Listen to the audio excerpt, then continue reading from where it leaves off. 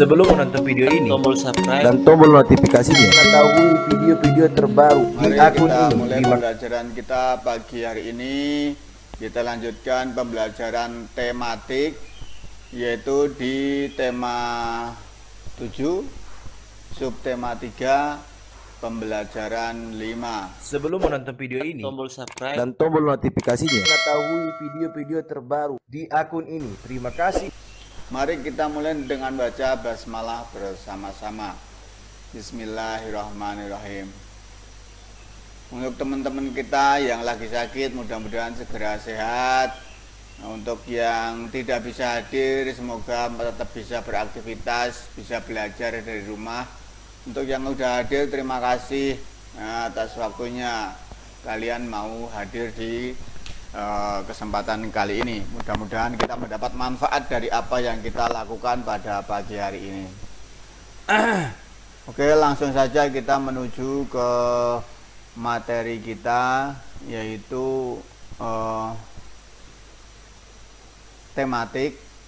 Ya, karena di sini saya nggak bisa share screen, kalian simak saja buku kalian masing-masing di pembelajaran 5. Ya. Pada pembelajaran 5 ini kita di pembelajaran sebelumnya kita sudah pernah belajar tentang unsur-unsur daripada pidato.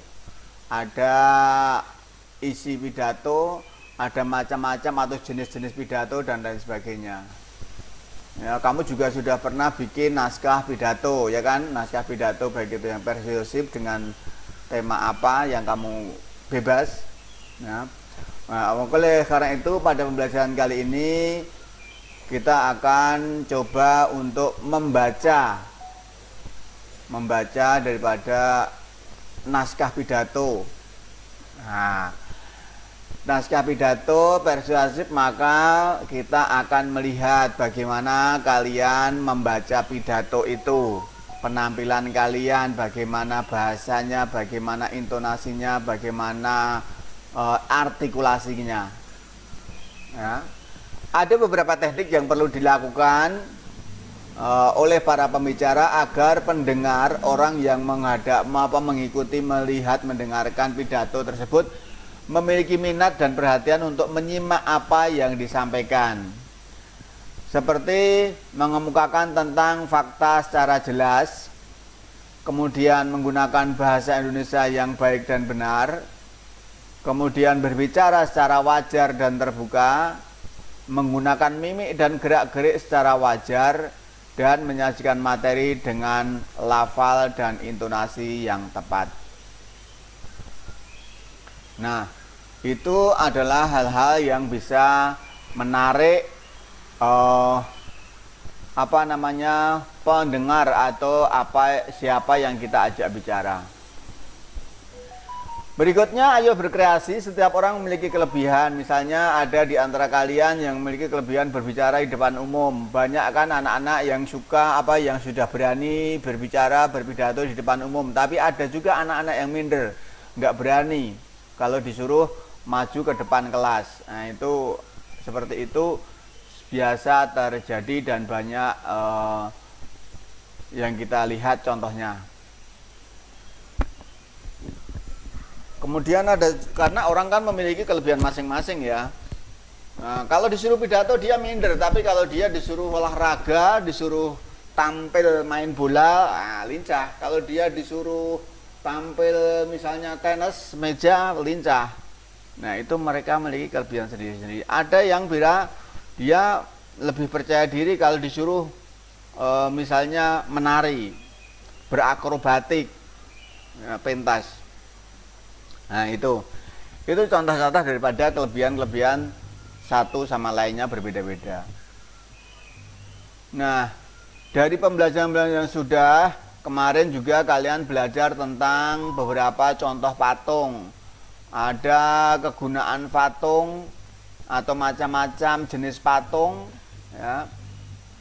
Nah, kita dari hal-hal yang tadi yang udah dipelajari, baik itu tentang pubertas, baik itu tentang contoh pidato ataupun contoh-contoh daripada patung, itu bisa kalian apresiasikan, bisa kalian praktekkan di kehidupan sehari-hari, baik di dalam misalnya menghadapi orang lain atau tetangga atau orang yang baru ketemu, kenalan, atau apa saja. Video ini Klik tombol like, tombol subscribe, dan tombol notifikasinya mengetahui video-video terbaru. Kalau dalam membuat patung ya kalian bisa bermain-main dengan cara membuat patung, baik itu dari plastisin atau dari apapun yang bisa kalian gunakan. Nah, di sini untuk berkreasi, di sini ada beberapa tugas. Ini ada contoh membuat patung, kemudian membuat poster tentang bagian-bagian daripada bagian pubertas. Nah, ini nanti bisa kalian kerjakan di rumah. Ini contohnya ya. Nomor 1 membuat patung. Nomor 1 membuat patung, baik itu boleh dari plastisin, boleh dari tanah liat dan lain sebagainya. Kemudian ini tentang pubertas, kalian bisa tulis di sini ya, apa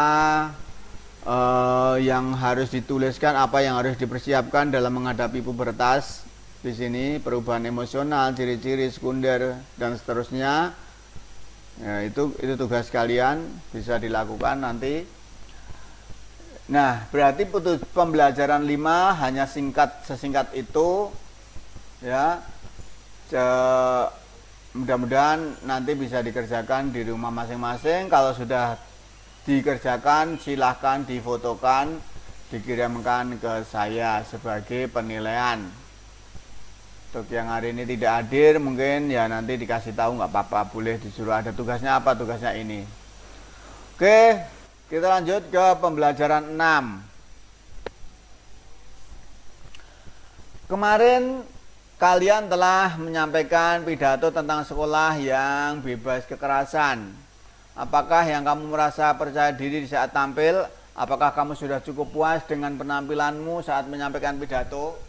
Ya, ini kalian belum praktek satu persatu ya, karena harusnya praktek seperti tahun kemarin. Saya juga mengadakan praktek di depan kelas satu persatu ya, harus praktek.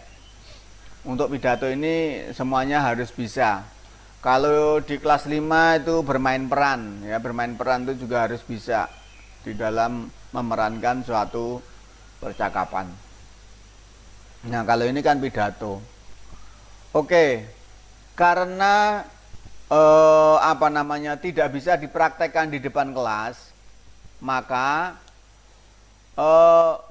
untuk teks pidato yang sudah kalian kerjakan, yang sudah kalian tulis dan kalian sudah pernah mengirimnya ke saya, coba kalian praktekkan dibaca, direkam voice note-nya boleh, direkam video juga boleh ya, video kamu sedang berpidato, membawakan pidato itu untuk saya nilai. Ini bisa saya gunakan untuk bahan penambahan nilai di ulangan semester nanti ya, seperti itu.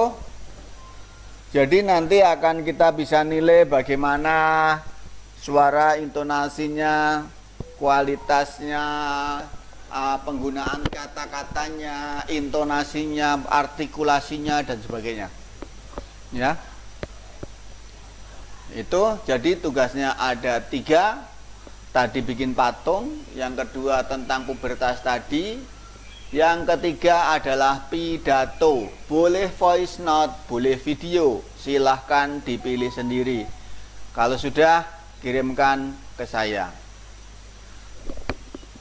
Kalau ada ya videonya, ada lebih dari 5 orang, dan alhamdulillah mudah-mudahan bagus, nanti akan saya posting di YouTube saya ya, gitu. Maka coba kalian tampil sebaik mungkin untuk contoh pidato di kelas.